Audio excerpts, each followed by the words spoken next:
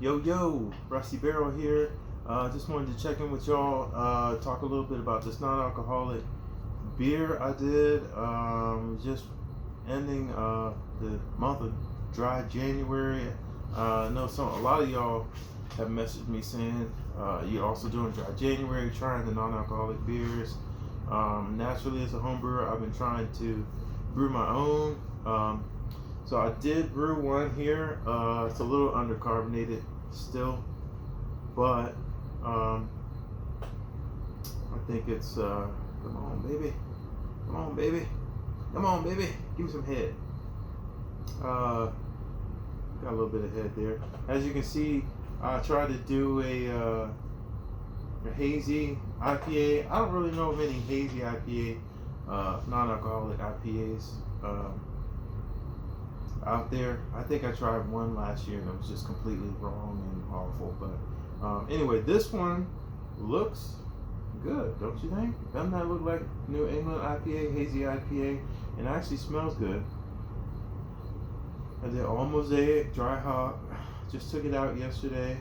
It was in there probably too long. I had it dry hopping for maybe 5 or 6 days because I kind of forgot about it. But it smells pretty good. Now the taste,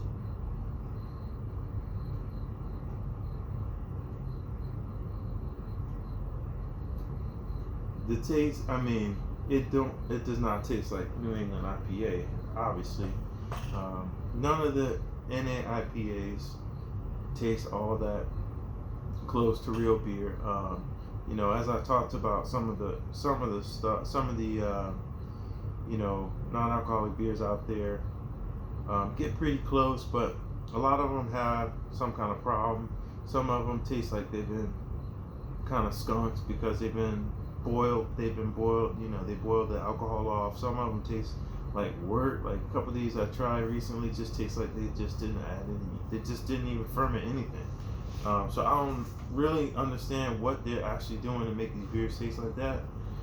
Mine does not taste like that. It does not taste like wort. And it does not taste like skunked or boiled or anything, because I didn't do anything like that. But it's really light body. It's really light body. It's thin.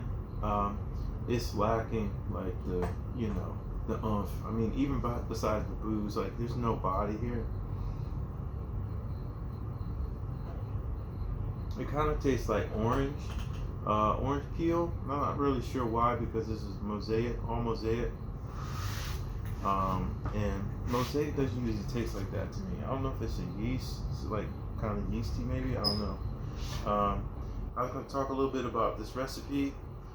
So there's a lot of different ways you can brew non-alcoholic beer that I've read about. I haven't tried everything, and I don't know what really works, but as I've said in previous videos, like the commercial guys have like all this proprietary equipment and stuff that do it. I'm not really sure how all that works, but one of the ways you can do it is you heat up your finished beer to boil that alcohol off, and then typically I would think you would dry hop to try to add more flavor after that.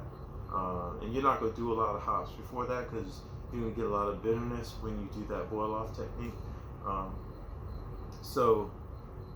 Yeah, that's one way you can do it. That's not what I did.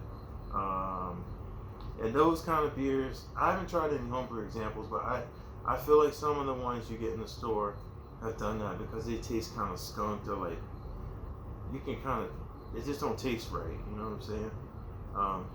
So anyway, another way you can do it is this maltose negative yeast. I might have some actually. Okay, maltose negative yeast. This is White Labs WLP 618. I don't know if you can see that. Best before February 23rd. It doesn't really say much on here, but it's a Saccharomyces wiggy. I butchered that for sure. But that yeast, it does not ferment all of the different sugars in your wort, so it's going to not change your gravity as much. Therefore, not producing as much alcohol. I suspect some of these wort flavor, these like really wordy beers are using that, and I haven't used it yet. I still would like to use it just to see, but I did not do that either. My technique for this was I just made a really, really small beer with not a lot of fermentable, grain. So I did a 2-gallon batch with half a pound of wheat malt, 3/4 pound of flaked oats, half a pound of flaked wheat, and then half a pound of crystal 10.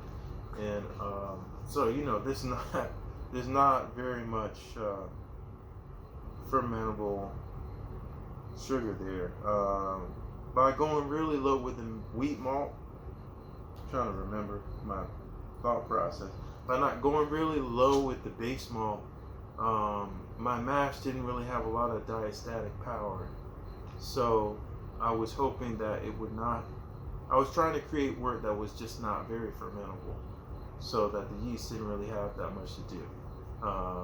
And I think that worked. I hit an original gravity of 1015, final gravity of 10,006, and so that's an ABV of 1.2%, which is technically not a non-alcoholic beer. If you were going to sell non-alcoholic beer, it has to be 0.5% or less. So I did not really hit the threshold there, but I'm not really losing sleep over that. Then I did a half an ounce of mosaic for 5 minutes in the boil, and then an ounce and a half in dry hop. One thing about these beers with the really low body, low gravity, you really don't want to use very much hops in your kettle, because the bitterness can go up really fast. I brewed one last year, and it was just too bitter to drink, and I didn't use very many hops. So that's one thing to look out for. Even this one is a bit bitter too. One of the things I wanted to say about, what I might try to do next time is to create more body. I'd like to have a higher final gravity, and it probably wouldn't hurt to raise the original gravity as well. So I was thinking maybe I could add some lactose. And I'm not really a big fan of like those lactose beers, like just regular lactose IPA. I like the milkshake ones, but not like the fruited milkshake, but not really just like adding lactose to every single IPA. That's just me, but I think in this beer, because there's no body and the bitterness kind of can go haywire, it might work. Another thing that I have written on here that I did not do was the crystal malt. If you're using crystal malt in your IPA, or even in if you're gonna do like an amber, you could steep it, I think, in the kettle instead of using it in the mash. And I meant to do that, but I forgot, and I just mashed it. But I think if you steep it in your kettle, you'll get the flavor and you'll get the aroma and the color, but you won't get any fermentable sugars, or you'll get less, because to my understanding, those malts convert more in a mash than they do when you steep them. So that's an idea to try. But yeah, that's it really on this IPA. Last couple of days of dry January. Got some more beers coming. I brewed several times this month. Still packaging those up. I haven't really tasted anything, obviously, because I'm not drinking, but I should have some more beers coming out soon to talk about, and some other plans for this year. So anyway, cheers to y'all, and hope y'all had a happy new year. And to those of y'all that are doing dry January, good job.